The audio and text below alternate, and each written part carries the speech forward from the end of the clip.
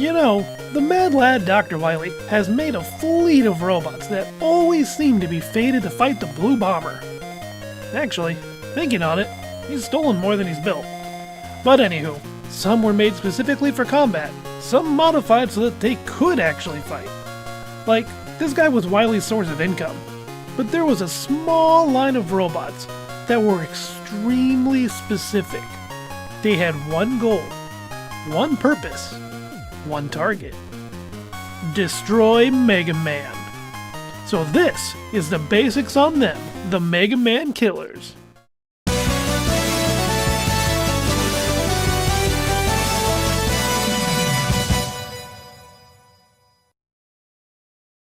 Back in the day, many games were converted for the Game Boy and Mega Man was no exception. Recycling bosses was easy to do and really just reinforced that this was simply Mega Man on the go. To help him stand out, or maybe just to gain some conversation traction on the school playground, the games were given their own unique bosses, a series of robots that would rival Mega Man and push him to his limits, catching fans off guard with something completely new. These bosses would become their own unit, a group that would capture fans' hearts. After losing the Mega Man twice, Wily would develop the MMK or RMK line to end the Blue Dweeb once and for all. First of the bunch is RMK-001 Enker. Going back to the roots of musical theme names, Enker's name derives from the genre Enka, a Japanese genre of music from the 50s that stylized similarly to traditional Japanese music. The best I can describe it, from what I've listened to, is that the music itself feels very cinematic. It definitely gives me some Tatsunoko vibes. But whatever, back to Enker. This robot is decked out in gold with a knight-like design.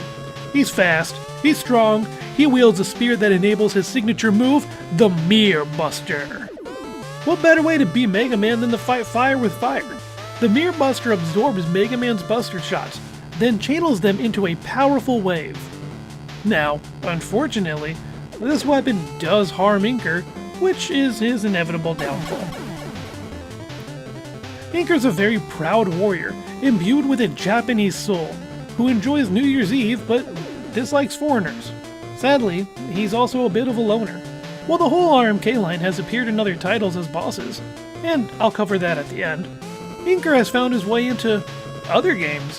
He briefly appeared in a Japanese exclusive game Rockboard. And he was a playable character in Mega Man Soccer. And that last one's pretty cool given how many characters that they could have slotted in. Enker here got the honor and made him slightly more known. I mean, it's how I became aware of him.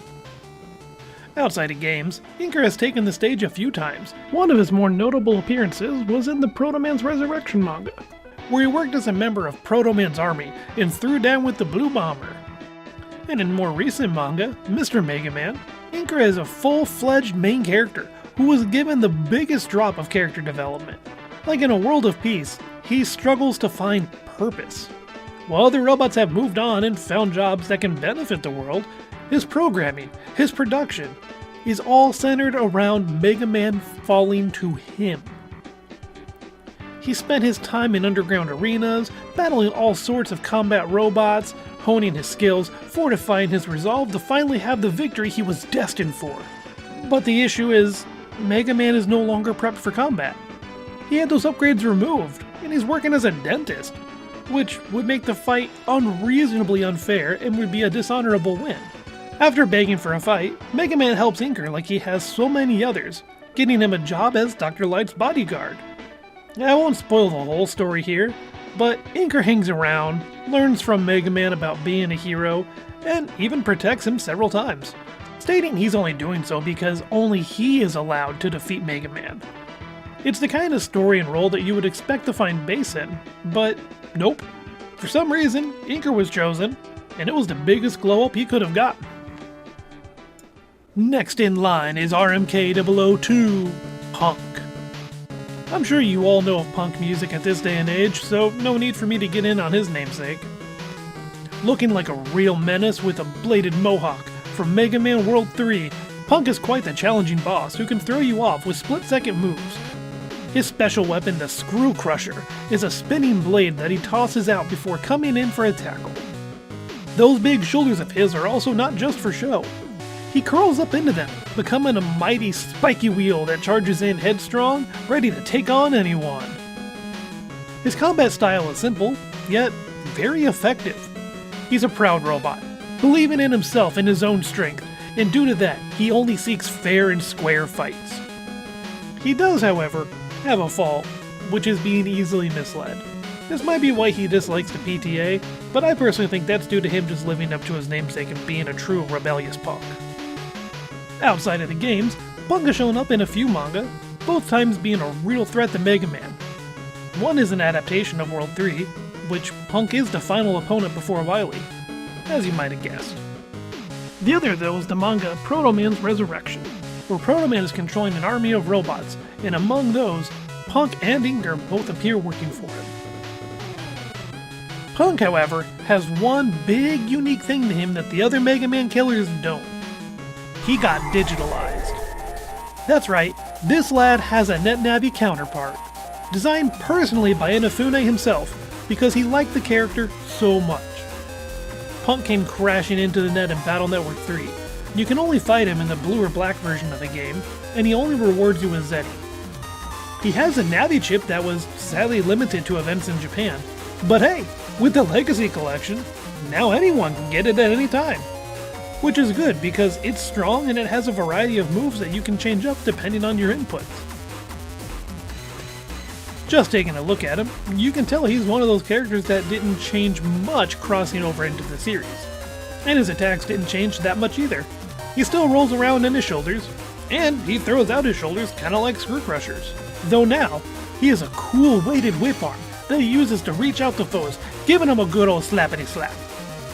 Funny thing though, you can shut him down with a single rock cube. And though not part of the story, Punk is one of the rotating navis of Mr. Famous, a reoccurring, popular net battler throughout the series. And while the games don't have him playing a role other than a cool boss fight, he did show up in the NT Warrior manga.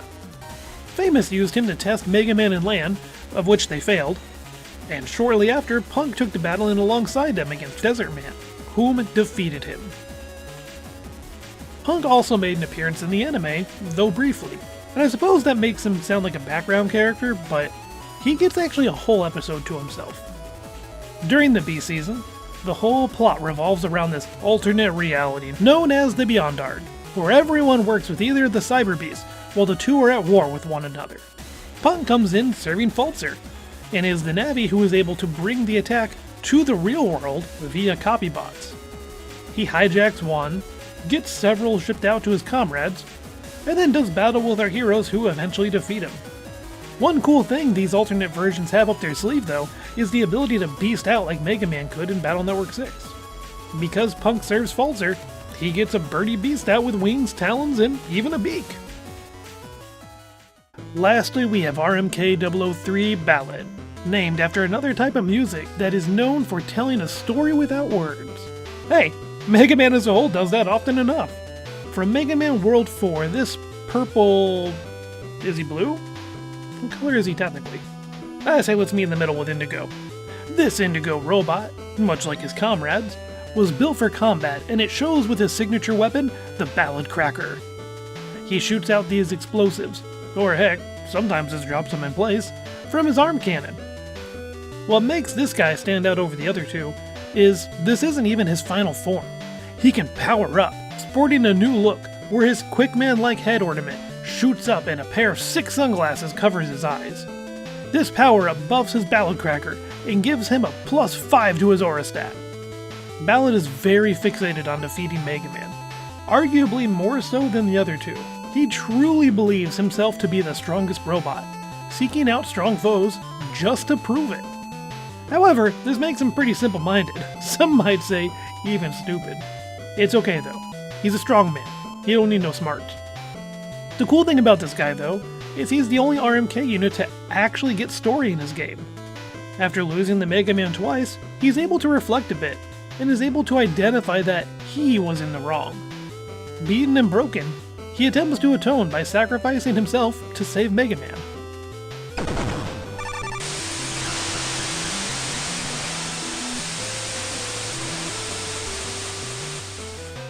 In other media, he does show up in a Mega Man and Base manga, where he challenges Mega Man to battle, but Base intervenes.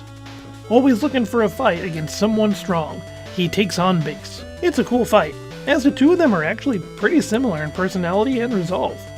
Both fixate on fighting, both believing they're the strongest, both disliking weaklings. Generally speaking, both of them are pretty tunnel-visioned. Ballade, however, loses the fight, due to Base outsmarting him with one heck of a bank shot. As a whole squad, the RMK line has had a few additional showings, such as in Mega Man World 5, where one of the final stages has them being mass-produced. Or so it would seem. And once more, they each face off against a blue bomber. They all made a grand appearance in the Mega Man 10 DLC stages, each one modeled somewhat after their original respective world levels. Interesting thing here though, these are more than just little extras. According to the updated Complete Works book, these stages are taking place as Mega Man escapes Dr. Wily's space station. The group was also said to be a part of Mega Man Online, a cancelled MMO that brought back many characters and overall redesigned them. As we can see here, the RMK line looks drastically different than their original versions. And from the little footage we have, it does seem that they would fight you as a whole unit, so who knows what kind of crazy cool team attacks they'd have up their sleeves. And while the team never made it into Ariga's stories, he did draw them for his own style, while dropping a short bio of how they functioned. Nintendo Power also has some fun with these guys back in the day. Their art of Punk and Ballade here are pretty different than what we know them as. More so Punk. I won't lie though, I think Punk here looks pretty cool and would work as a generic stage enemy. Other magazines or guides sold around the same time would often refer to them as simply Mega Man Hunters. I assume Killer was just not checked off for the child-friendly material and the slight change was made. I kinda like the term Mega Man Hunter more myself, but perhaps that would cause confusion amongst casual fans with the Maverick Hunters. The Archie comics also used the squad a few times. Once they briefly appeared during the Rock of Ages event, and again during a Sonic crossover event Worlds Collide. This one had a bit more substance, with Mega Man trying to reason with Ballade, whom, due to plot crossover shenanigans, didn't remember his sacrifice, as well as Ballade taking down that two-tailed fox with the plans. And sadly, Punk was left in the dust here. He didn't even get a single line that whole run. And now you know about the robot line designed specifically to take down Mega Man. I gotta admit, I have a big soft spot for these guys. They're some of my favorites from the classic cast because they just look so cool. I've even taken to hunting down some Wonderfest model kits of the Ariga designs because these dudes just look so good. So what do you guys think of the Mega Man killers? Which is your favorite? Let me know below! And as of writing this, I don't know what's next in the pipeline, but I need to spend a little bit of time away from the screen and working on some plastic kits. So, till next time my dudes, rock on!